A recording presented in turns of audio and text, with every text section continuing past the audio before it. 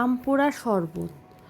এই শরবতটা কিন্তু গরমের দিনে খেতে কিন্তু দারুণ লাগে, বা এটাকে তোমরা আম পান্নাও বলতে পারো। তো নমস্কার বন্ধুরা, আমি প্রিয়াঙ্কা। আমি চলে এসেছি তোমাদের সঙ্গে আজকে আম পোড়া শরবত বা আম পান্না যেটাই বলো না কেন সেটার একটা দুর্দান্ত রেসিপি শেয়ার করতে।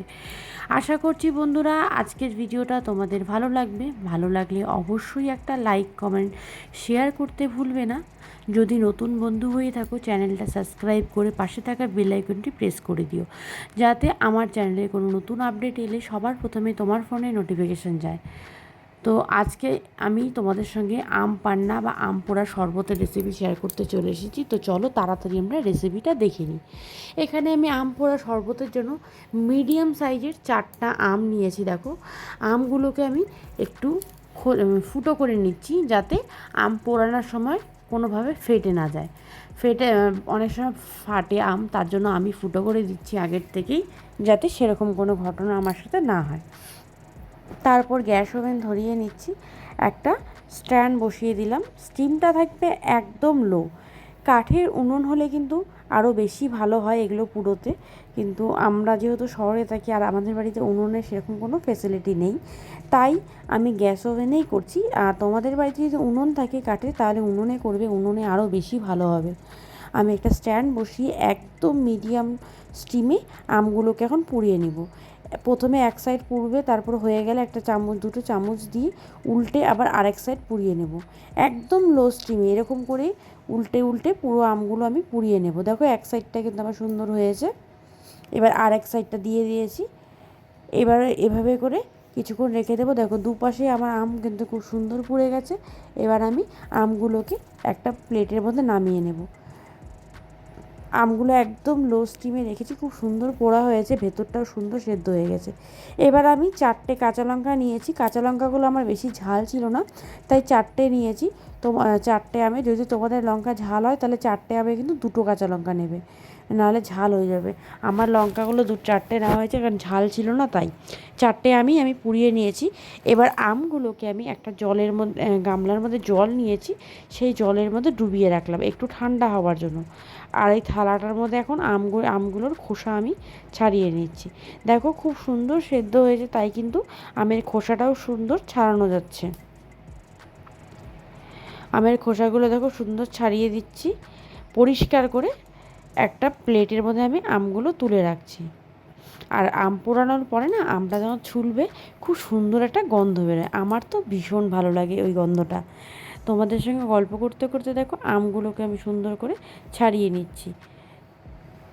জলের মধ্যে ডুবিয়ে নিয়েছিলাম, দেখে ঠান্ডা হয়ে গেছে, তাই ছাড়াতে আমার সুবিধা হচ্ছে, নাহলে গরম গরম আম ছুলতে কিন্তু হাতে কিন্তু অসুবিধা হয়।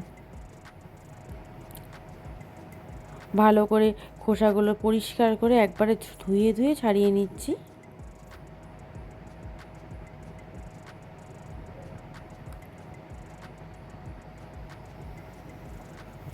তো সব কটা আমি দেখো আমার কিন্তু খোসা ছাড়ানো হয়ে গেছে। এবার আমি নিয়েছি একটা গ্রেটার। এই গ্রেটার দিয়ে আমগুলোকে আমি ভালো করে গ্রেট করে নেব। তোমরা চাইলে চটকেও নিতে পারো, আমার মনে হলো এটাই আমার সুবিধে হয়, তাই আমি গ্রেটারের সাহায্যে আমগুলোকে গ্রেট করে নিচ্ছি। এরকম করে করে একটা একটা করে সবগুলো আমি গ্রেট করে নিলাম। 4টে আমি গ্রেট করে নিয়েছি। দেখো গ্রেট করে এরকম আমের পাল্পগুলো বের করে নিলাম। এবার আটিগুলোকে আমি চিপে চেপে ফেলে দিচ্ছি, কারণ আটিগুলোর আমার কোনো প্রয়োজন নেই।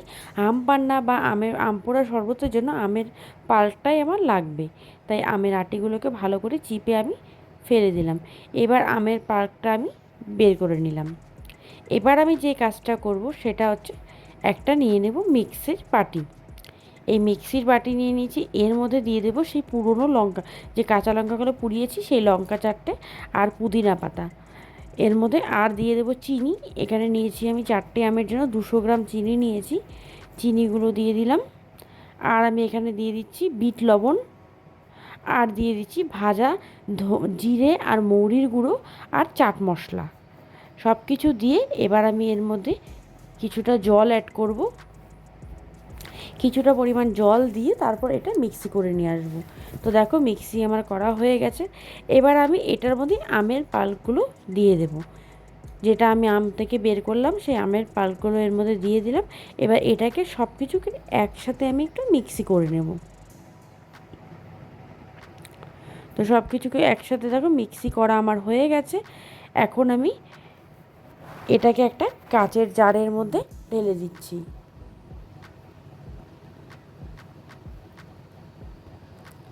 এবার আমি এর মধ্যে মিক্সির বাটিটা ধুয়ে আবার একটু জল দিয়ে দিলাম। আর এটার মধ্যে কিন্তু এখন বেশ জল মেশাতে হবে অনেকটাই। তোমরা চাইলে এই পার্টটা করে ফ্রিজে স্টোর করে রাখতে পারো 20 থেকে 25 দিন, যখন খাবে তখন জল মেশালেই হবে। কিন্তু আমি একবারেই জল মিশিয়ে দিলাম। আর এখানে দেখো যে গ্লাসটা ডেকোরেশন করব, তার জন্য আমি একটা প্লেটের মধ্যে 1 প্যাকেট জলজিরা কেটে নিলাম। তারপর কাচের গ্লাস নিয়েছি, গ্লাসের মাথার মধ্যে ভালো করে লেবু ঘষে নিচ্ছি। লেবু ঘষে নিয়েছি একটা গ্লাসে, আবার আরেকটা গ্লাসও সেমভাবে এরকম করে ঘষে নিচ্ছি। প্রত্যেকটা গ্লাসই এভাবে ঘষে নেব। তারপর গ্লাসগুলোকে ওই জলজিরার উপরে এভাবে করে গোল গোল করে ঘুরিয়ে নেব, তাহলে দেখবে গ্লাসের ওপরটা সুন্দর জলজিরাটা লেগে গেছে। এরকম করে 3টে গ্লাসে আমি ভালো করে জলজিরাটা লাগিয়ে নেব। এতে কিন্তু আম পান্নাটা বা আম পোড়ার শরবতটা যখন খাওয়াই তখন কিন্তু খেতে দারুণ লাগে, আর দেখতেও সুন্দর লাগে, ডেকোরেশনও হয়ে যায়। এভাবে করে আর একটা গ্লাস, মোট 3টে গ্লাস আমি নিয়েছি সার্ভ করার জন্য। 3টে গ্লাসেই দেখো আমি ভালো করে জলজিরাটা লাগিয়ে নিচ্ছি। তো চলো, আমার 3টে গ্লাস কিন্তু জলজিরা লাগানো হয়ে গেছে। এবার এটাকে সাইড করে একটা প্লেটের মধ্যে গ্লাসগুলোকে আমি তুলে নিচ্ছি।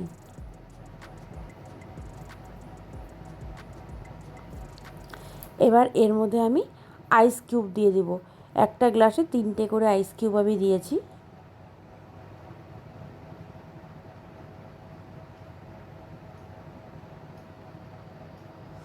এবার আম পোড়া শরবত বা আম পান্না যেটাই বলো সেটা আমি এই গ্লাসের মধ্যে ঢেলে দিচ্ছি।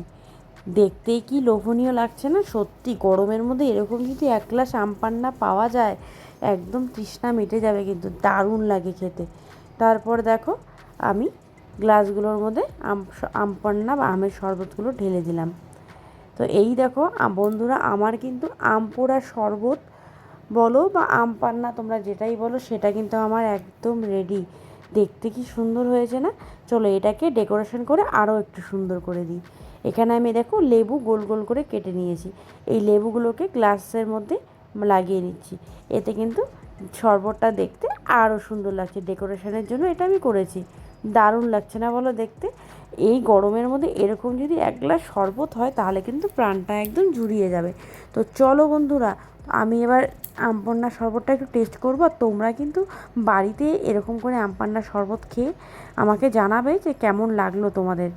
আমার তো দারুণ লেগেছিলো। তো চলো, এবার এত কষ্ট করে বাড়ালাম, এবার এটাকে একটু টেস্ট করি।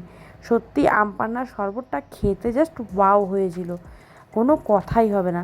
তো চলো, আমি যতক্ষণ এই আম পান্নার শরবতটা খাচ্ছি, তোমরা কিন্তু ঝটপট গিয়ে চ্যানেলটাকে সাবস্ক্রাইব করে আসো। দেখা হচ্ছে নেক্সট ভিডিওতে। আজকের মতো এখানেই।